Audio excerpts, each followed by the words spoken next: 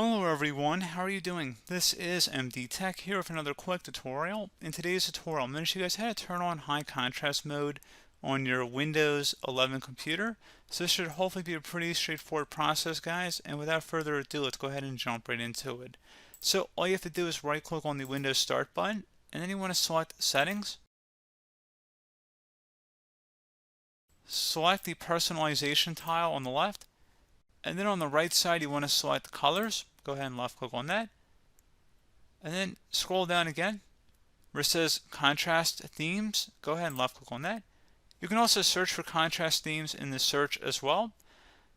And where it says contrast themes, go ahead and click inside the drop down here. And you have a few different options for high contrast themes. And then you'll select apply. And then again, that should be pretty much it. You can change between the different options there, and you should be good to go.